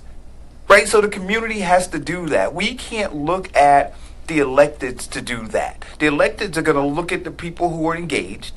Because we know what happens, right, caller? They go to the county, they get the list of the super voters, people who voted in the last 2 or 3 elections, and then that's who they mail to, that's who they door knock, that's who they do everything to. And it's the other people that we, as a citizenry, have to say, hey guys, get up off your asses. You guys have to be a part of this process too. You have to be attractive enough to the candidates to want to mail to you, to want to phone bank you, to want to canvass you. We have to do that. I don't think that if part of the leadership that I plan to bring to the ward is in tune with what she's saying. That's why I was excited that she brought that up also, because I think that that's important. I tell my team, and I've been telling them this for the past 2 weeks, I am going to be involved in every single election where folks who are running have constituents in the South Ward. That's how you, as an elected official, and I think it is your obligation, and I'm going to say that as a millennial, I expect elected officials to help empower and cultivate the election base the same way they do when they're being self-centered for their own elections. And self-centered is when that's what you only care about, is when it's your elections. If you don't care about every year that there's a school board election, I have a problem with that. That's not the leadership that we need in the 21st century. If you allow the mayor and the county executive to tell you every single election who you should be supporting, and you're not getting resources for your ward, you're foolish. That's not the leadership we need in the 21st century. And so I am going to be that champion. I am going to be that type of leader. My goal is to spend as a time in office cultivating and going after that base that voted in the Barack Obama presidency election because they gave him 20,000 votes in the South Ward. That's really the mighty South Ward. And so I do plan on being engaged and active in that way. Right, real quickly, just to touch upon that, a lot of the people that are not going out there to vote is because they're struggling day to day. Their lives doesn't consist of anything with votes. They're trying to make it every day. That lady that told me the East Ward, she's willing to let her house go because she can't afford $16,000 no more. She has renters that can't afford to pay the rent. She's five months behind in rent. So I wanted to, when I was there, one of the things that I did to engage and educate the residents was to create what I call the neighborhood empowerment teams, right? Because this is important. And this is the way that people, by not having people educated at what's going on or even giving them resources from City Hall that you can give those organizations, we set up, and it came from Atlanta, a thing called Super Neighborhoods. Basically, you go out there, the elected official starts to empower these neighborhood empowerment teams, whether nonprofits, you give them resources from the city of Newark, you organize them, you have them come out, they ask you directly while you're there, here's our problem in this 10-block area. And how can you help us? And you teach them about how the government works for you. We did that in 3 and 4 and 5 different places. And we started to organize, and I called it a net because I was trying to do it all around the whole North Ward to be able to have them communicate with each other like a neighborhood watch team and be able to have access to government to provide for them. But the reality is that the people in office don't want that because that can become very scary. Once you empower people to do that, now they're aware of what you're doing or not doing, and then they can hold you accountable. Or some of those same people might say, hey, I could probably do that. Let me run for district leader. Those people that are running for district leader, a lot of them are hand-chosen. Those people running for the school board are hand-chosen. They're just telling you, you're voting for this person, and that's that. You rarely see anybody come out of the confine of their comfortability to say, I'm running for office, because they already know. And then they tell them when they can't run anymore. Hector, right. I'm sorry, but we also experienced that just recently. So that's part of the problem. And if everybody, and I hope that listener is still listening, she goes out there and get activated. Activate the people around you so that way that everybody can stand up. And you know, it's funny, it will happen here someday. I mean, you can't go to Jersey City now or Hoboken and do what you used to do there before. Because what happens, you have people that are in tune through technology, through being involved and engaged, that now turn around and hold the governments accountable. So you can't do certain things. In Newark, you still could get away with that. But I'm telling you, the population here is changing, and it's changing very quickly, and we don't do something about it. The whole gentrification thing, the last person that I would believe that would be forcing that through and kind of making it a little bit quicker would be Ras Baraka. And it's actually happening in the city of Newark. We have to get involved. We have to get engaged. And we have to make sure that the citizens that live here, not only during the hard time, but now that certain things might be coming to fruition, they are the benefactors. And the only way you can do that is creating contract agreements, empowering these affirmative action boards that they have, putting more people there so they can go check up on these corporations that are coming in here now. And you will entice them because they want to do business. They want to be here. It ain't like it was before where we had to give land at, $4 a square foot. Supposedly, they said that this is a good place to do business. And the only reason it's good to do business is because it's still cheaper to do business here than it is to do in New York and in Hoboken and Jersey City. That's it. But I hope we're around to see that. All right. So what I want to try, we have 20 minutes. I'm trying to keep track of the clock. You ain't give us enough time. I got 2 hours. That's all I You should have known what us two up here was going to be. But that's okay. But I welcome you to come back. Yes. But this is all important because when you start, you figure you got 2 hours to talk about it, right? And then you realize, oh my gosh, there's so much to talk about. We need more time. Public safety, right? And we're gonna do like a speed clock on this. Public safety, housing. Right, and do I want to, in education, right? You want to talk about education. So public safety, housing, and education. So how do we really deal with the public safety issue, right? So the mayor's, says he's scoring touchdowns, 50-year all-low in crime. 4 years ago he said, I'm the only one who can get them to put the guns down now, but they have guns, and we know they have guns because they took, I forgot how many hundreds of guns off the street, right? And more guns are still there. How do we really solve it? Again, I'm a big believer in community policing, right? I base this on the mere fact that I've had a lot of experience doing this and going into some of the toughest areas. I worked in Seth Boydton back in 1990. I want to say it was about 92, 93 when Seth Boydton was really, really tough. They put 5 of us in there, myself, Logan, Toy Cates, Jimmy, another officer they put there, and it was by Lieutenant O'Hara. And we went in there when crime was skyrocketing. We spent about 6 years. It was a federally funded program by Bill Clinton back then. And they put us there. They dropped us like, okay. So where's the money going to come from to do that? And this is where I'm going to go with this. The combat area was that. How do you do it? We were there 5 years. Crime dropped by 85%. Why? We didn't leave that area. We knew. I mean, I met Tawana Johnson, the district leader, because, again, it's important that you know who are the players there and work with them to be able to change things. And to this day, we still have good friendships over that. So where do you get the money? So if a corporation is coming over, I'm giving you tax break. Well, here's what we want in return. Is there any way you can also help with the solution to come in and invest in our police department? Because we want to be able to have more police officers and put them in certain areas, and you can be a part of that. A responsible corporation will do that. In Georgia Keene Village, I asked for more lights, LED, they put them. I asked for cameras. I'm putting over 400 cameras there. And we asked for a library for the kids. We're getting a library. They bought all of that. They're giving the residents free Wi-Fi because we requested from them to do that, and the residents requested that. They're putting computers down there. This is a good public-private entity, right? You want to do business here. How do we hold you accountable? Well, you need tax breaks, right? You want to get your from FHA, you want to get us to support you by writing letters for you through the city of New York, through housing, for you to get those grants. So what are you doing for us? That's what I call about, I talk about economic equitable resourcing. You help me, I help you. If not, you know what, we'll move to the next person. There'll be somebody else out there that wants to do business in the city of Newark. Okay. I think sometimes people can be so basic or just not, you said, people say incompetent, but not qualified or capable of certain roles. I always say don't put people on burgers that belong on fries and vice versa. I grew up in my grandmother's house where it was probably like 10 of my cousins there. And we all didn't have the resources to get done what we may have wanted to get done. Whether it may have been a meal at a given point in time, where it maybe had been clothes for back to school or school supplies. And we all came together and we would split it up and we'll make it work what we had until we got more and was able to do more. That concept is what I used at the One Stop, where I said, you know what, I can keep banging my head up against the state saying we need more money, we need more resources. I can keep going back and forth with the BA and the mayor about we need more money, we need more resources. Or I can look inside what we have, with the team that I have, and figure out how we can maximize that. And I told you, I don't have to revisit that, we had success.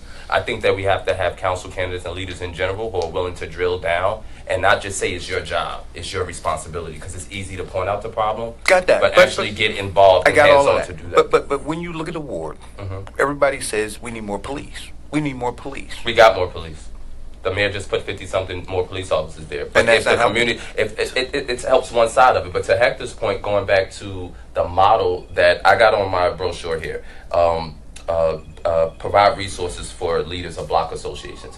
Nonprofits, we can't just keep funding nonprofits with government funding and don't require them to do anything but what their metric says, and not even checking or caring if their metrics is obsolete or not. So part of my plan is to have nonprofits and block associations and PTA associations work as a coalition together. And part of my advocacy from the role I can, aside from just going out and using my connections and building more connections to get resources to come in, looking at the mayor and working and look at the council and saying, no, we're not taking hundreds of thousands of dollars and just sitting it over there. And if we're giving it to a nonprofit, we're going to require them to partner with block associations. We're going to require them working with the board and working with the Education Commission to ensure that the resources that we are doing are being channeled differently. Okay. That's basically my point. I just want to touch on point of the police department. Just understand this, Terrance. You know, with the major layoff we had, you know, you didn't recover a lot of those cops. But more importantly, I want you to understand that the police department, you have a lot of cops that are leaving.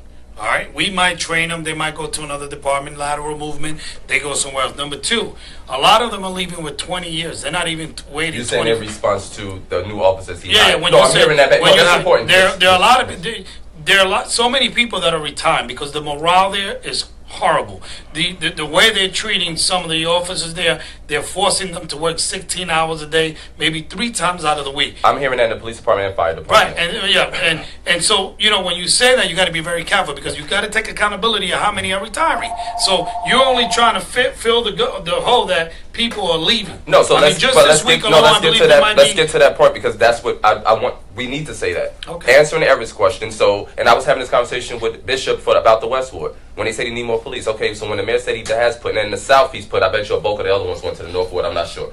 To your point, though, you're saying there's still a timeline. This is what residents don't know, where there will be X amount retiring while we are hyping up this number. Right. Within what's that time frame? There's a 6-month period of training. Yes. Okay, so in that timeline, you might have well over 50 to 60 to 70 officers that are retiring. Right. This next year, which is scary, the biggest class ever put into the department was on the Sharp James. It was over 210 police, and I was there. I know what actually occurred. Mm-hmm. So the reality is, this year now, and between next year, you can have 200 officers that are retiring in one clip. And the reason that's going to happen is because they already have time that they may have accumulated, so they can leave on terminal leave ahead of their time, and most of them are leaving.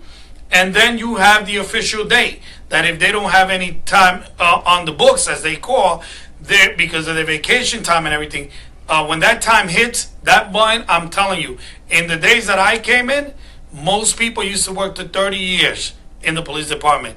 The average time now that people are working either 20 to 25 years, but they're going out that door. So that is something that they have to do now ahead of time to hire those people because it takes 6 months.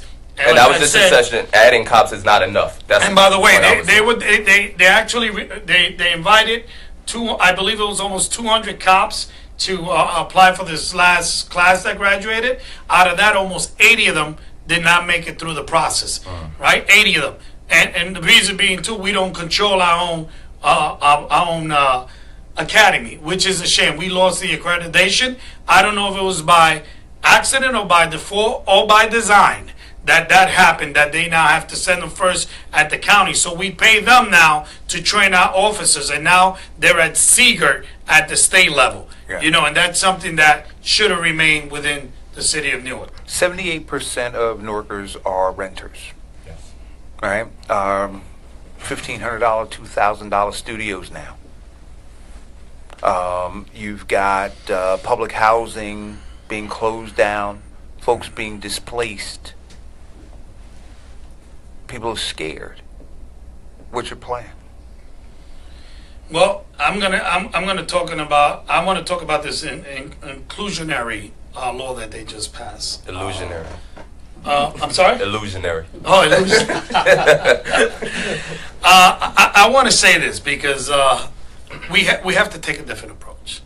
Understand that people cannot afford rents at $1,000. They cannot afford rents with utilities included, with parking included. You might have $1,400, $1,500 a month. Most people don't make that. As I've been witnessing, I think we have to take a different approach. It was interesting how I had one of the residents told me, listen, I'm interested in voting for you. She said, can you do something about basement?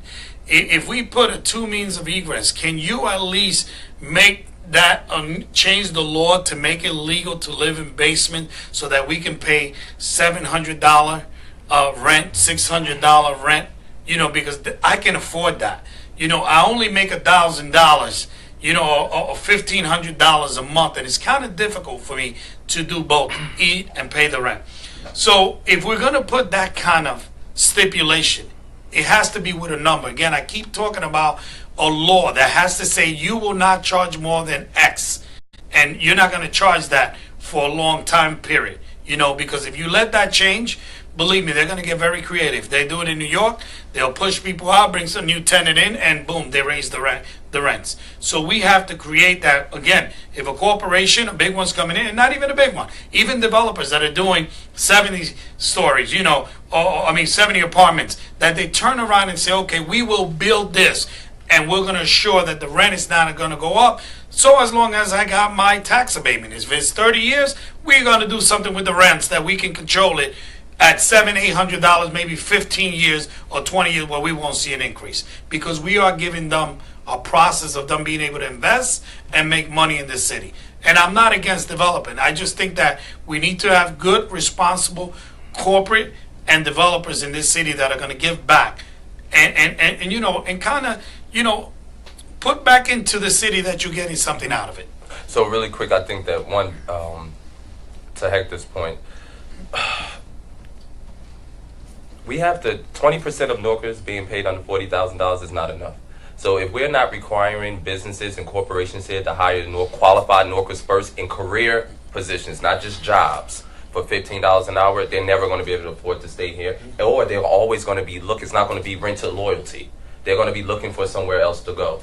What I found is that their kids get older, they begin, even our working class, as their kids get older and get out of school, they begin to look differently at the community. They now are moving to Elizabeth and other areas like that. So focusing on the renters is definitely, we have to do better in the South Florida. Being engaged, Dayton Street is saying that they're ignored by the leadership. So if you don't even know what they're going through and what's coming down the pipe to them, you don't know what to advocate for. There's definitely a disconnect between the South Florida Council Office and the North Housing Authority. So we need to first understand what's going on. These school buildings in the South Florida that they're selling and making condominiums out, unacceptable. We got to stop this and figure out and do a property assessment of what's going on, and have the parents and have not just parents but taxpayers and the community engaged in what those schools should be, and ensure that if we're bringing, because we can't do anything about, I guess Maple Avenue is definitely going to be a condo. Is it the illusion of affordable housing, or is it really there to sort of put out those people from the community? So some of this stuff I just want to be able to get a better grasp on. So I'm not going to be supporting giving away, I like to call them tax abatements to businesses without it being a clear thing legally that Norkers are a priority, and that they want to understand we have qualified Norkers that are able to be hired in higher ranks, and those folks will then go out and recruit other Norkers if they have hiring power. So I agree with Hector in terms of just doing things differently, but in terms of that, it's definitely helping to with the home foreclosure situation, as I had already discussed, so that we don't lose more homeowners, and in terms of the renters being more in tune with what their needs are, and making that connect to City Hall. So we're at 11:52. What I would encourage you guys to do is go in the thread, because people are asking some amazing questions. We won't get to them, but maybe you can answer them, engage them. The one about the health insurance, I think, is very important. The one about the health insurance is very important. Education, you said you wanted to talk about education. Right. So I had a learning curve in my life as far as the education system and what I believe we can produce here in the city of New York. When I was first in council, I was one of the first guys that were approached about the issue with the charter schools here in the city of New York. And back then, again, it's the growth and having a real life experience to see what happened with the charter school, the way it was introduced into the city of New York, and coming from public school system, I just felt that they were going to take away from those budgets, and it was going to kind of affect us in a negative way. But I learned something, and I got to say this. I'm going to throw it out there because it's a reality, and I like to talk in realities. I have 2 cents of where I can look at this. My daughter, who graduated from public school system, actually, she did go to St. Michael's for a while, at private school where we pay. Today she has a bachelor's and master's degree, born and raised here in the city of New York. And my youngest son, who is right now attending Penn State University, and he went to a charter school here called the Robert Treat Academy. What I noticed about the two, right, the kids are from the same environment. They come from the same city, the same source.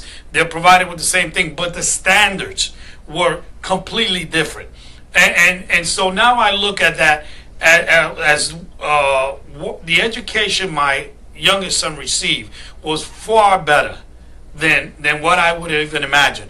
And the fact was that they have a different standard of accountability, not only with the kid, but with the parent, your involvement. We can do that. And to me, if we have these public schools that are still failing, Well, you don't have to reinvent the wheel. You go to a school like that, analyze what they did right, how are their teachers teaching, take some of those ideas and bring them back. Because that means that if our kids can, go to this school, or whether it's Robert Treat or the North Star, and succeed at levels that they're competing nationwide, and that's a reality. My 20-year-old is like a 28-year-old kid. I mean, his brain is incredible. I think we need to look at that and make sure that we offer that standard throughout the whole city of Newark. Our kids should not be left behind, like Terrance said, because they live in certain wards, or I have to send them to that ward or send them here to that location. When it came to high schools, I didn't have much choice. I actually had to pay a private high school, for him to go in West Orange to go there, because the reality was that my choices were far few.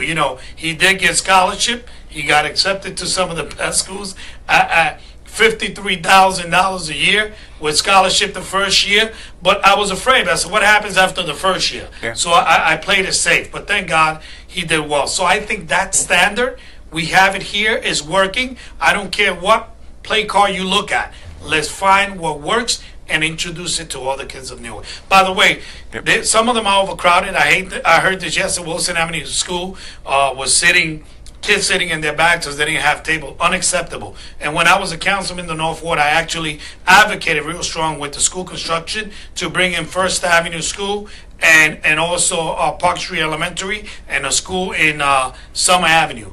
So it's important that we keep advocating to bring good school, reward those teachers, and make sure that you take the plan that works and duplicate it throughout the whole city. Yeah, I think in terms of, one, my approach is just going to be all parents matter, all children matter. And that's something I already live. So I'm going to continue to partner with parents and train them, not just on politics or engage them in the politics, but on the policy as well, so that they can be prepared and to not when they attend meetings and when they engage in meetings, but they also feel confident in those meetings to be able to speak up about and participate in the process. 2, you can't do whatever you want to our schools.